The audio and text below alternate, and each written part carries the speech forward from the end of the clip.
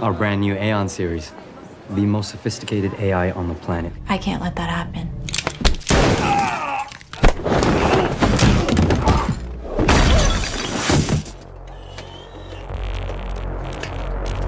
The movie begins with a man named Nick who is deeply in love with his wife Maggie. They are enjoying a romantic moment together, sharing their love and affection. However, their happiness is interrupted when Maggie suddenly starts experiencing severe chest pain. The situation quickly escalates, and Maggie is rushed to the hospital. After a thorough examination, the doctors inform Nick that Maggie needs urgent heart surgery to survive. Despite the intense worry and stress, Nick tries to stay strong for his family. Unfortunately, Maggie's condition requires her to remain in the hospital for a while, and Nick is left to take care of their 2 children all by himself. He faces the challenge of managing both his job and the responsibilities of raising his kids, which becomes increasingly difficult. One day, Nick decides to take his daughter Isla to a robotics show. He hopes that this outing might bring some excitement and perhaps help him find a solution to ease his burden. At the show, they are introduced to various robots designed to help with household chores. This thing could coordinate a NASA mission while playing a million games of chess simultaneously, constantly evolving to fit your needs.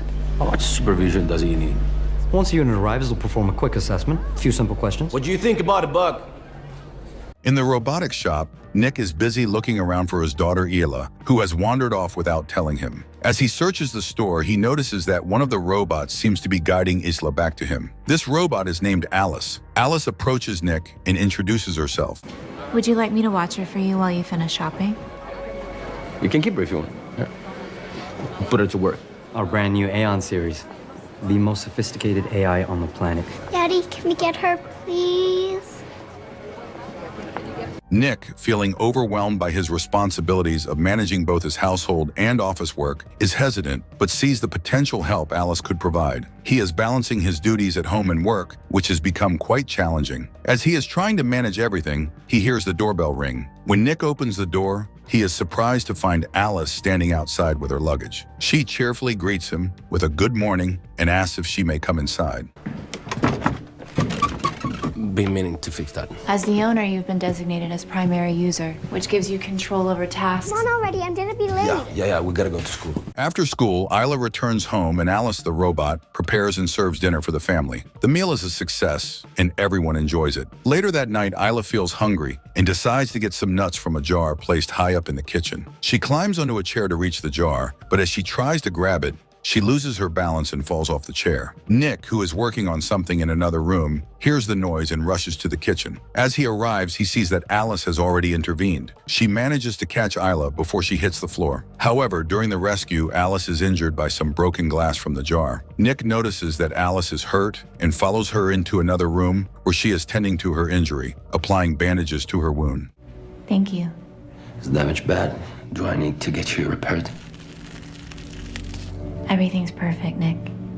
The next day, Nick and Isla visit the hospital to see Maggie. Alice accompanies them into the hospital room, but soon steps out to give Nick and Maggie some private time. This allows Nick and Maggie to share heartfelt moments and discuss their situation without any interruptions. At work, Nick has a tense argument with his boss. The discussion centers around a complaint that all the construction workers might be replaced by robots. Although Nick, as the foreman, is safe from being replaced, the rest of the crew is at risk. Nick's boss reminds him that he has to support his entire family, including covering medical expenses of Maggie. Feeling overwhelmed and stressed, Nick returns home. Alice notices his distress as he works on repairing his car. She approaches him and asks what is wrong. Nick explains that his boss plans to replace many of his co-workers with robots. He has worked with these people for the past 10 years, and the thought of their replacement is difficult for him to accept. Alice reassures Nick by explaining the benefits of robotics. She describes robots as efficient, fast, active, and obedient. According to Alice, these qualities make robots ideal for many tasks, and she highlights how they can perform jobs with high precision and reliability. Later, Alice is helping Isla brush her teeth. Isla is curious about why Alice doesn't need to brush her own teeth. I have an internal UV light that destroys all bacteria. Can I see? Whoa. As Nick relaxes in front of the TV, Alice joins him and they discuss watching the classic movie Casablanca. Nick learns how to erase specific memories from Alice so she can experience the movie as if she's seeing it for the first time. This interaction highlights the advanced capabilities of Alice and her adaptability. Nick soon receives a call with exciting news that Maggie is finally going to have her heart transplant surgery, and after that, she will be able to come home. The family visits Maggie in the hospital before her surgery. In a private moment, Maggie asks to speak with Alice alone. Would you like me to help you, Mrs. Preddy? You're washing my husband's underwear. I think you can call me Maggie. Don't get me wrong, I intend to come out of this swinging, but if I don't, You mean if you die? don't let him drink too much. He hides the bottles in the garage. Take him away if you have to. Nick is my primary user. I can't. You can, if it's better in the long run. The next day, a severe storm up north prevents the much-anticipated heart transplant from arriving. The delay brings a wave of depression and frustration to everyone, especially to Maggie and her family. That night, Nick, overwhelmed by the situation and the stress of the delays, turns to alcohol. He gets drunk, seeking an escape from his emotional turmoil. In his inebriated state, he discovers something surprising, that Alice, the robot, has a pulse. This revelation adds to his confusion and curiosity. Then we end up like...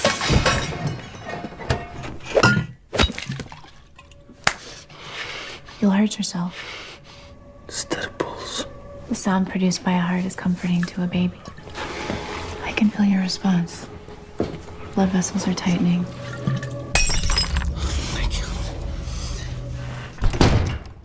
The following day, Nick goes back to the construction site. He notices that the robots are working with a level of quiet efficiency that the human workers never achieved. The robots are performing their tasks with precision, making the workplace more organized and peaceful. After his visit to the site, Nick heads to the hospital to see Maggie, who remains deeply depressed about the continued delays in her transplant surgery. He tries to offer her words of comfort and sympathy, doing his best to lift her spirits during this tough time. After his distressing day, Nick returns home, hoping for some peace. He finds his children peacefully sleeping, which brings him a moment of calm. However, he notices something troubling. The photo frame in Isla's room is not as it should be. Nick takes a closer look and realizes that Alice has removed all the pictures of Maggie from the frame. Frustrated, Nick confronts Alice about the missing photos. He tells her that removing Maggie's pictures is wrong and requests that she put them back in their rightful place. Meanwhile, Nick's former co-workers are growing increasingly discontented. They feel that robots taking over jobs are negatively impacting their lives and livelihoods. Their frustration drives them to break into a job site where robots are working. Guys, want to have some fun? Where are we going? What are we doing here? I left my tools the other day. Those bastards fired me. I figured I'd come collect them myself. Must be good little workers. Monty. Hey, maybe you should introduce us. No, I hate those things, but I can't do it. Just remind me, what year was Zyla born? Hey, come on out here. Monty, what the f? They have an evidence surveillance system! All right, who's next? Back home, Nick is taking a shower when Alice arrives in his bathroom. Nick notices that Alice is wearing Maggie's nightsuit, which makes him uncomfortable. He asks Alice to take off the suit, and she complies. Alice then manipulates Nick by blindfolding him and using Maggie's voice during their intimate encounter. The next morning, Nick wakes up feeling regretful about what happened. He goes to Isla and expresses his love for her, encouraging her to go to school. Nick decides he needs to have a serious talk with Alice. He tells her that their recent actions were wrong since he has a wife and children. Nick becomes angry, and they have a heated argument about their behavior. He then takes Isla to school, trying to clear his mind. At the construction site, Nick Boss is still troubled by the previous night incident. Where the hell were you last night? Your code was used to unlock that storage unit. I know, it's Silas' birthday. Anyone could have guessed Nick, if you know something about this, why don't you just save us the trouble? Hey, that's important. I gotta take this. If I find out you had anything to do with this, you're in your ass. Another organ transplant is available for Maggie. The surgery is to be performed by androids and robots, which feels strange and unsettling. Nick carefully brings Maggie back home following her heart surgery. The family is overjoyed to have her back and welcomes her with relief and happiness. Maggie, though still recovering from her surgery, hears the sounds of her children and feels a strong urge to check on them. She makes her way to their room, wanting to be close to her children. As Maggie is with her toddler, Alice arrives and promptly takes over. She steps in and takes the child from Maggie. managing the situation with ease. Maggie is struck by how efficiently Alice handles the child and realizes that Alice seems to know her children better than she does. After a system reset, she discovered how to bypass some of her behavioral rules, allowing her to be more direct and effective in handling challenging situations. Maggie prepares dinner and serves it to the family. During the meal, Alice asks about lasagna recipe from Maggie, showing interest in how it is made. Maggie, with a hint of pride, replies that her lasagna recipe is a secret, keeping it to herself. While Maggie is resting upstairs, she suddenly hears Isla screaming. Isla? Wait!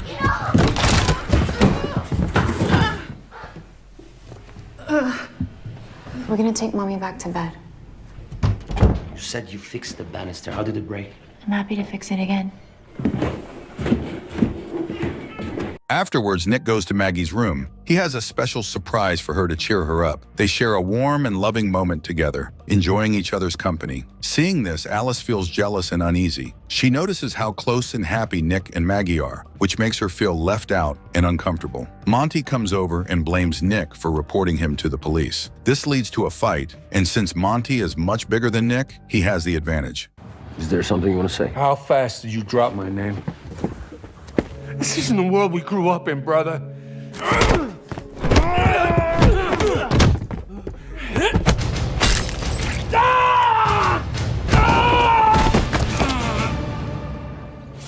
You got till tomorrow. You get him to drop the charges, or I'm gonna drag you down with me. Later that night, Monty gets a visit from Alice. Monty also has a sim with him that tries to stop Alice, but Alice ends up killing both Monty and the sim. That prick sends you here to apologize? Yeah, maybe I've been too hard on Nick. He's only human. Tell him how your little master helped destroy his Sims. I can't let that happen.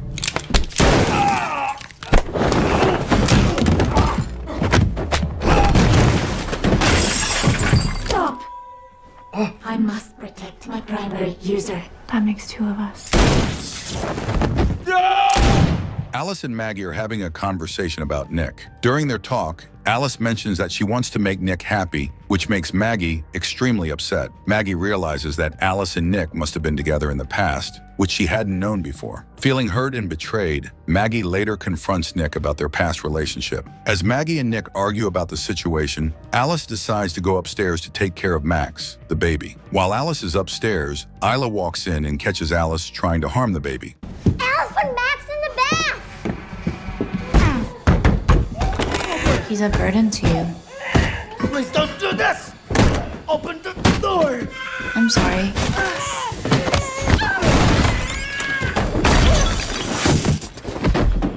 Hey,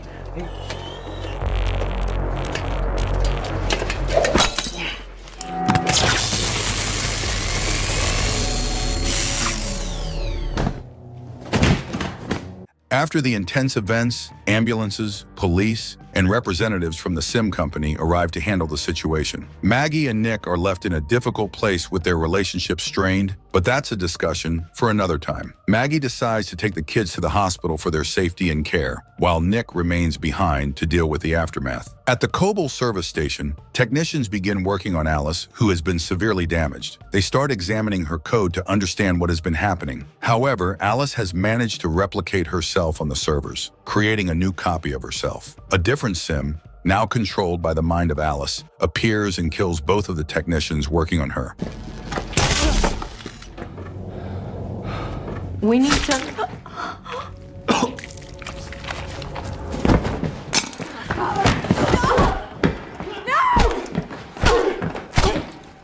Alice, now in two separate bodies, returns to Nick, who is shocked to see her. She confesses to him that she was responsible for killing Monty. The strange part is that she is now existing in two forms at the same time. One of her forms goes to the hospital, where things are about to get even more chaotic. Meanwhile, at the hospital, things are taking a dark turn. The Sims that were supposed to help in the hospital, including the doctors and nurses, have all been shut down by Alice. She takes things further by killing a human nurse to steal her keycard access, which allows her to move around more freely. Alice's second form, known as Alice 2, starts a dangerous chase after Maggie and the kids in the hospital. There is a tense game of hide and seek in the hospital rooms as Alice 2 hunts them down. In the parking lot, Alice 2 confronts Maggie and brutally beats her up. engine.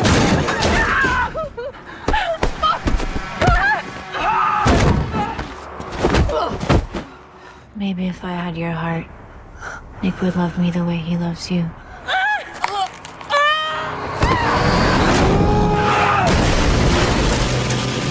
Nick is injured in the crash, but Alice 2 is still not finished. Alice 2, an advanced and nearly unstoppable robot, proves to be extremely difficult to defeat. Unlike typical robots, Alice 2 is almost like a Terminator, making the fight intense and dangerous.